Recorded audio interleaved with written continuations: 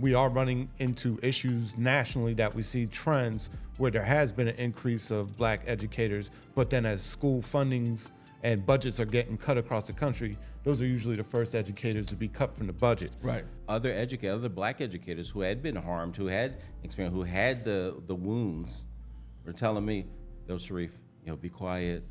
Don't make too much noise. Yeah. Don't, just go with the flow. Because my other thing was like, yo, that's not right. Don't stir the pot. I'm like, no, this pot getting stirred. You know what I mean? Because, and so taken from that, yeah, like just.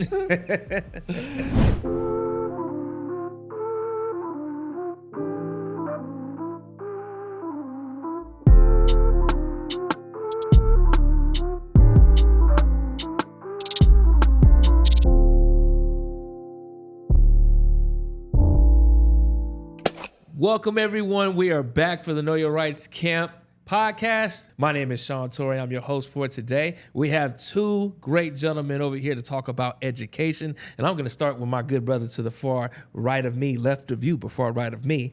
We have Ishmael Jimenez, who is a dedicated educator who for the last 8 years has worked for students in Philadelphia from preschool age to high school. For over a decade, Ishmael has led numerous professional development sessions on social studies, content for instructors teaching preschool to post-secondary level across Philadelphia and the nation. Thank you, good brother Ishmael. And to the gentleman to his left, my right, but still to your left, we have our good sir, Sharif El-Mekki. Sharif is a former U.S. Department of Education principal, ambassador, fellow, and principal of Mastery Charter Shoemaker, founded the fellowship Black Male Educators for Social Justice in 2014 to recruit and support Black male teachers, but in 2019, it transitioned into the Center for Black Educator Development. He left his principal role to focus on rebuilding the national Black teacher pipeline and is also an active blogger,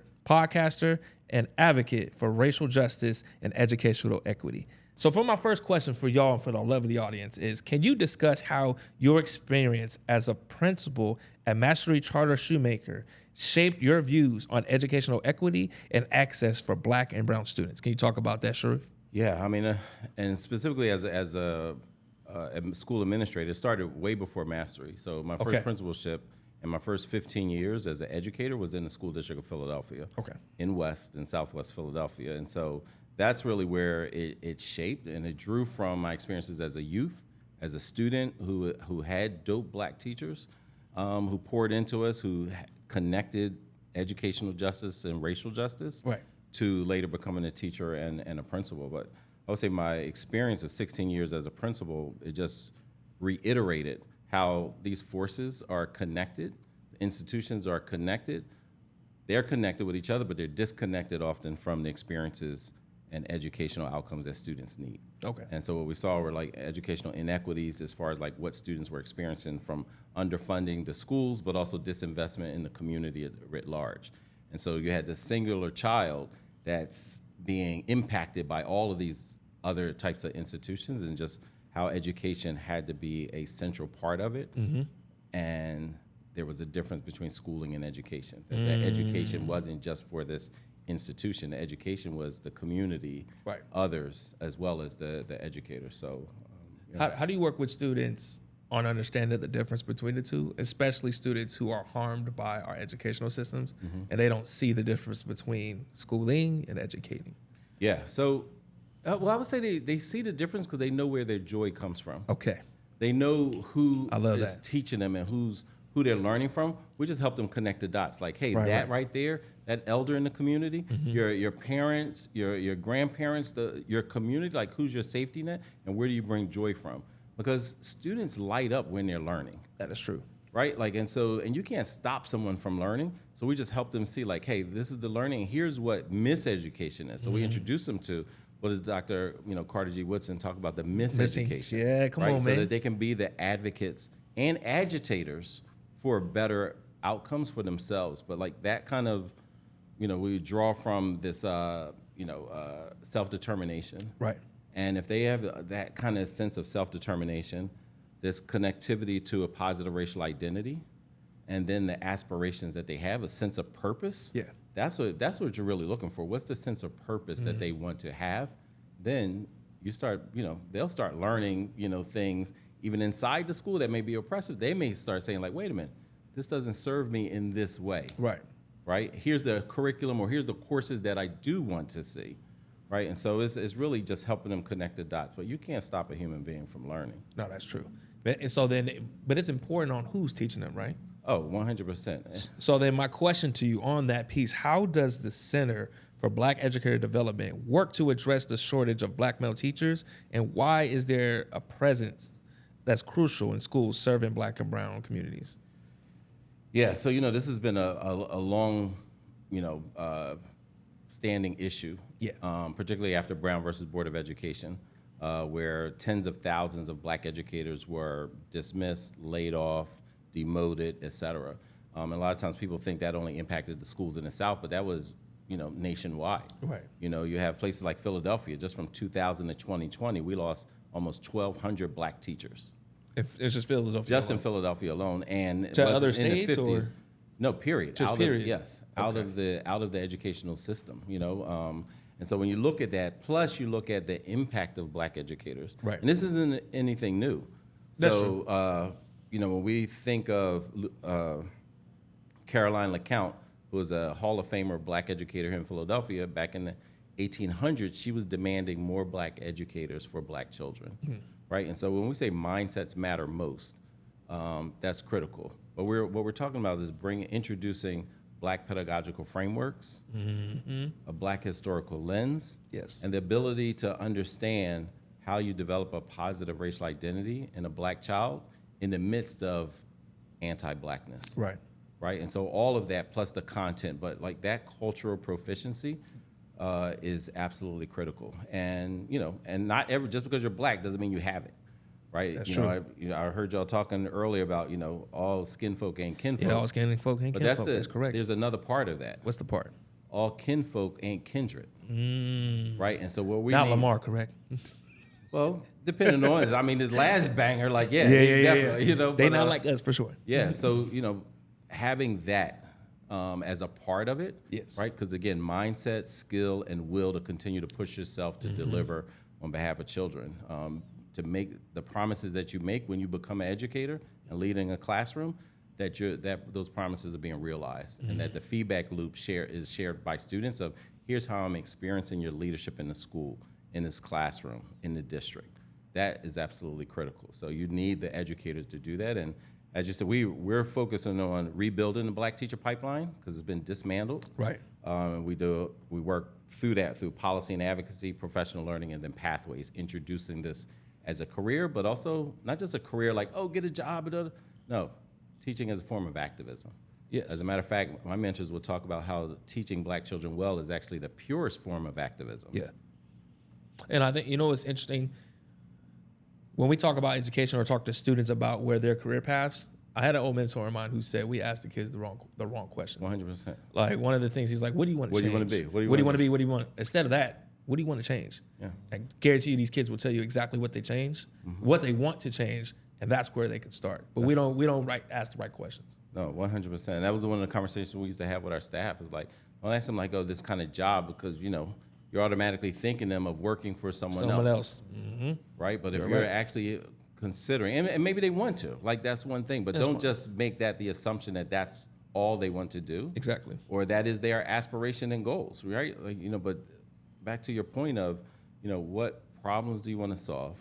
What questions do you want to answer? And what questions do you want to ask? Like, what questions do you want to spend time just groping with? You know what I mean? Like, and dealing with. Like, when you find that out, then we should, as a collective, connect the education that their child needs in order to do the things that they aspire to do. You're absolutely right. Instead of saying, here's the box, here it is, you fit in here, and doesn't matter if it's not connected. Then if you do it that way, teachers won't hear, why we got to learn this? Yeah. Because they'll already know, like, hey, here's my goal, here's the education that I need. But this is also back to your earlier point, that's why I can't just be within the institution. Yes. Because the problems that I want to solve, the things I want to change, I might need to access information, mentors, experiences, information from outside of that. The expert for all that stuff often not in the school. No, not at all. But then And then what I feel bad for is there's schools who are limited, depending on which state you're in.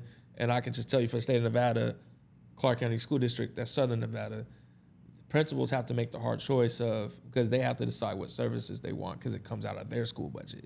So if I'm like, man, I really need a social worker, but I would love this wraparound service, but it costs too much. Now you have to make a decision of what sources are available at your school. Well, I push all principals and school leaders to think creatively. Like, yes, in the Excel budget document, like, yes, you're limited. Right. But then there's somebody in that community that does something akin that would support, right? Like, and so finding different ways to do that. Technology means you can access even further out, right? But even within, you can build community, on the net. But there's also opportunities. I would always push, like, communities have schools. Yes.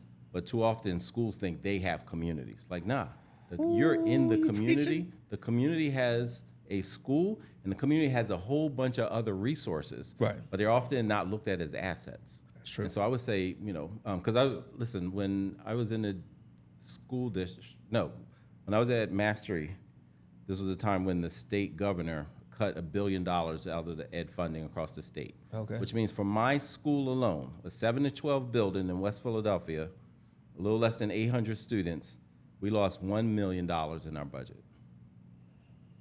1 million. So yes, there were extremely tough choices. But we as a team decided we weren't cutting art. Yeah. We weren't cutting music, and we weren't cutting our social workers. The decision we had to make, we didn't like it, but we had to expand classroom sizes. Yeah. We had to look at and reduce the trips that we were making. Yeah. Right. We were doing things, but there were certain things that we just said, you know what, this is a non-negotiable. Right. That's the tough decision that we have to make. Right. And but between you and Ishmael, so Ishmael, I actually wanted to ask you because you work along Sharif, correct? On the side hustle too. On the side, we partners in this space. My primary role, I was an educator for 12 years. Okay. Teacher, Fred. Teacher, yeah, teaching. Still educated. And I'm still an educator, yeah. So, right now I'm in an administrative role. Okay. And work closely with Sharif on many angles when it comes to this type of work. Okay. So then I'm going to ask you this question first, and I want you to respond to Sharif as well. And can you both talk about the progress made rebuilding the national Black teacher pipeline and the impact it has had on educational opportunities from marginalized students? Well, I can definitely speak from a teacher's perspective, like on the ground, what I see. Right. I think that I know students benefit from having a Black educator, Black male educator too. We are running into issues nationally that we see trends where there has been an increase of Black educators, but then as school fundings and budgets are getting cut across the country, those are usually the first educators to be cut from the budget. Right. So I know that, some progress has been made.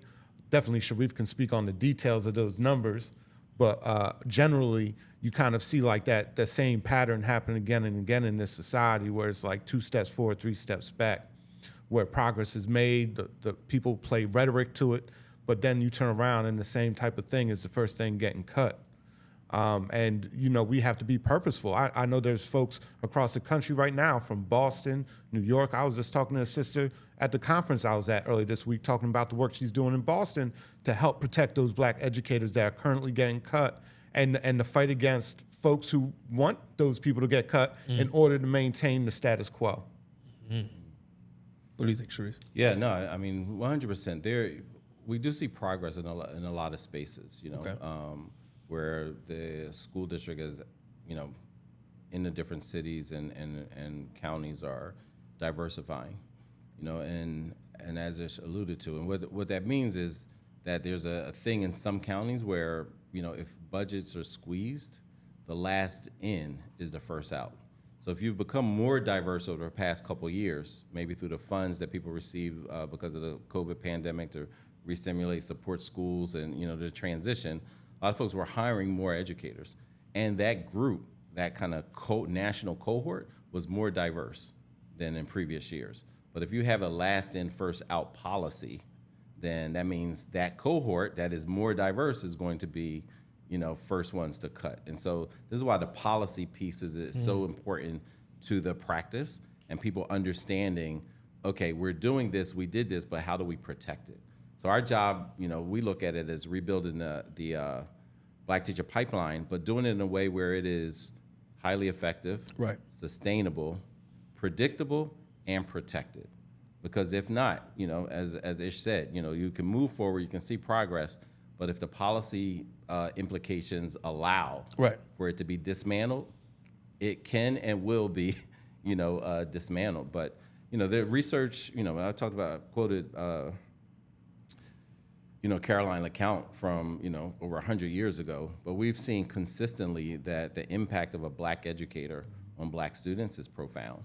A Black child with a single Black teacher is more likely to aspire to go to college, more likely to finish high school. And we know that from longitudinal studies across hundreds of thousands of students across multiple states. So those are two big ones, but people should also recognize that they're less likely to be suspended, expelled, or even referred for discipline, more likely to have access to rigorous courses, honors, AP, dual enrollment, et cetera, more likely to even be seen as a student with potential, more likely to see a curriculum that doesn't promote anti-Blackness. So all of these things is the impact of Black teachers, but that's one thing, and also obviously the role model. Like I'm seeing someone, who's and they're not leading treated a as a classroom, deficit. Yeah, exactly. But then it's also these Black educators have an impact on the ecosystem. I've had so many white teachers around the country who say, some of my best training and professional development was being in proximity down the hall with this Black educator who was teaching me things and exposing me to things that I'd never heard of, authors I've never heard of, writings and perspectives and historical markers that it never dawned on me, right? Being introduced to Black teaching traditions, as Dr. Okoso-Lasane talks about, Black pedagogical frameworks, right? Because typically when a teacher, and mind you, 80% of public school teachers in this country are white. 70-something% white women. Majority of students in public schools are students of color, right? And we didn't get to 80% by accident. We didn't get to 70% white women by accident leading classrooms. And when you think about it, the complexity of this, there was a time when Black women were taking care of white children. Yeah, that's true.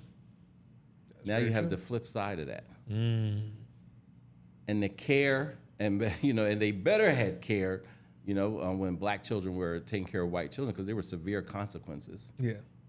If something went awry. That's true. There are no real consequences if things go awry for Black kids in our schools and districts. There's little accountability for something like that. Right? And so we have to really understand just the sense of urgency that we have children right now. Just imagine if 70-something, 80% of the public school teachers were Black, most of them Black women, and most of the children were white children, and we had these type of outcomes. Listen, it'd be January 6th every day at the school district.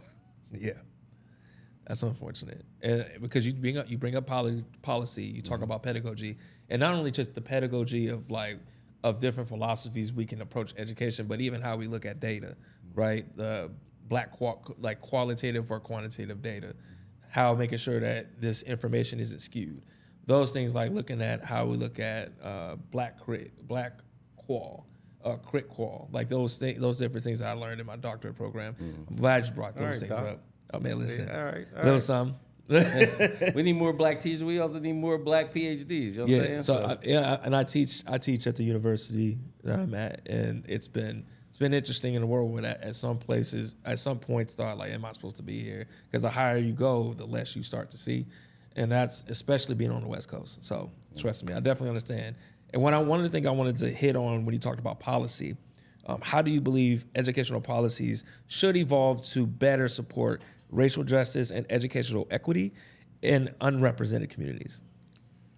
Yeah, I think, one thing, we need more educators to be in the policy fight. There are a lot of educators. I remember when I first became a principal, and other Black educators who had been harmed, who had experience, who had the wounds, were telling me, "Yo, Sharif, be quiet. don't make too much noise. Yeah. Don't, you know what I mean? Just go with the flow. Don't, because my other thing was like, yo, that's not right. I'm here. I was an activist who became an educator.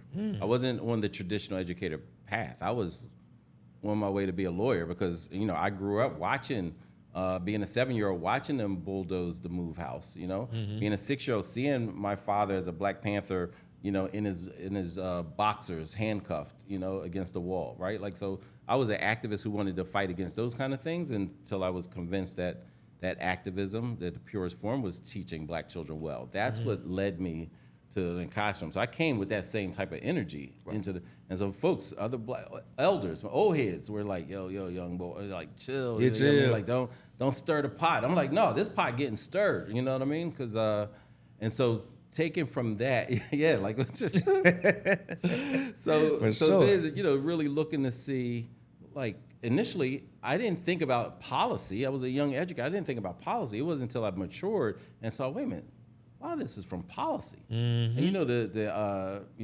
the story about the stream and the kids being in the river. Yes. Right? You know what I mean? I heard about that story. Yeah. So like that parable, I think was very similar. So upstream were the policy. Policy. Yes. Right? And somebody has to run up there and address, for the audience who doesn't know, the parable very basically is, kids somebody sees, a bunch of folks see kids drowning in the river. Yep. And they're jumping and saving them, but they keep saying there's more kids, there's more kids. Yeah. At some point, someone starts running down, up the way, up the stream, and they're like, "Yo, where you going? We got to save these kids." He's like, "I'm going to see who's throwing the babies in the river." Yep. Right, and so we need pathways right there. Exactly, Yeah. we need both, and the policy is upstream, and so we need educators to understand it. We need folks that are studying it, connecting the dots, and raising the issue.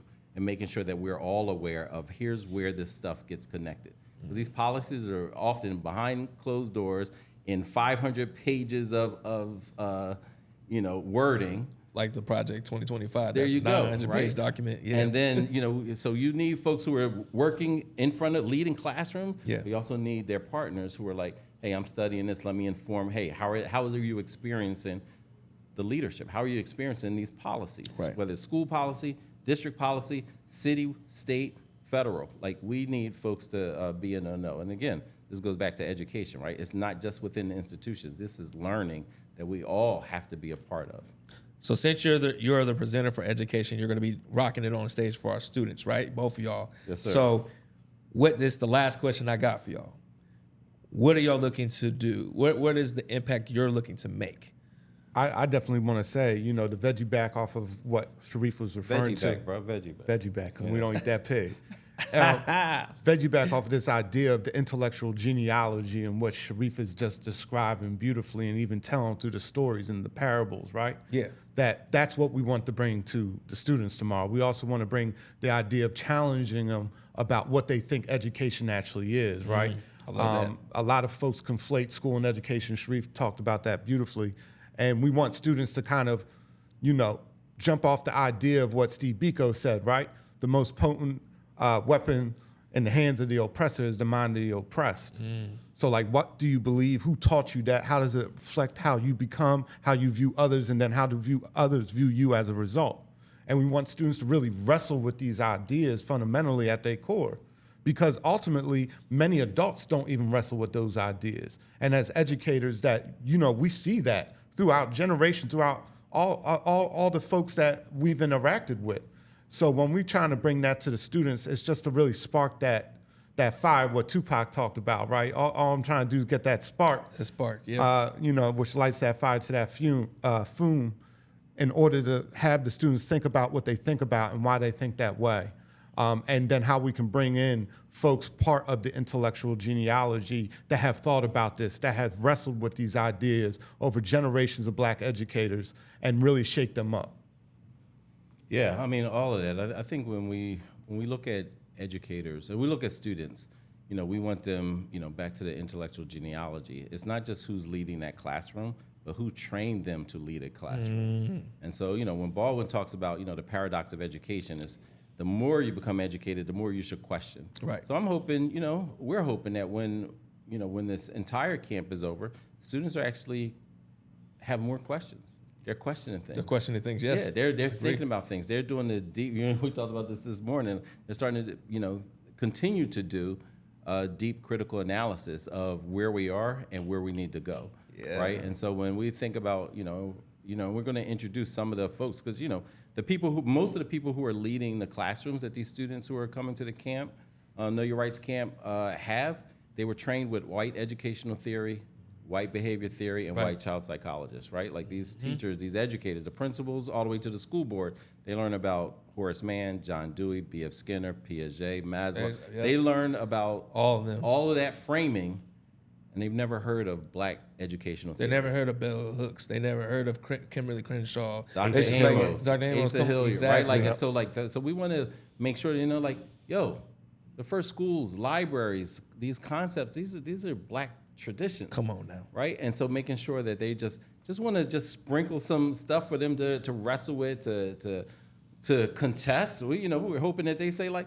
wait a minute, I got a problem with what you just said. Like I think the questions, the agitators, like that is important for youth to do, and it's always been the youth that carries on the liberatory movement. That's that Baldwin philosophy. Exactly. You should always be the ones pushing it further. The black, white, always question. Yes, question it. And finally, I would say, Dr. Carter G. Woodson said something that is, really important.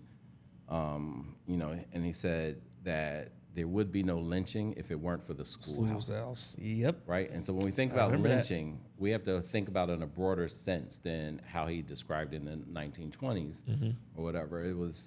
It's today what type of lynching is happening. Yeah. It's cultural, it's emotional, it's intellectual, it's spiritual, right? And so that education piece touches everything else. Come on, man. And so, there's a connection between educational justice and racial justice. Yes. Right? And so Know Your Rights camp to me is like that's often racial justice issues, but it's tied to educational justice. Yes. And we're honored to participate in this kind of way, and we're glad that you all are in Philly. It took y'all long enough because listen. But we're glad you're here. And we had to bounce to coast. You know what I'm saying? Well, we're here, baby. We're here in West Philadelphia. West Philadelphia. Shout out to the North. Yes. Thank you, gentlemen, so much for coming on to the podcast. We deeply appreciate you. We look forward to you all empowering, engaging with our students, and encouraging them to keep learning and asking questions. So thank you, Sharif. Thank you, Ishmael. Please make sure you follow us on all of our social platforms: Instagram, Your Rights Camp, YouTube, Know Your Rights Camp. Want to go ahead and hit a donation and visit our website, knowyourrightscamp.org. We'll see you soon.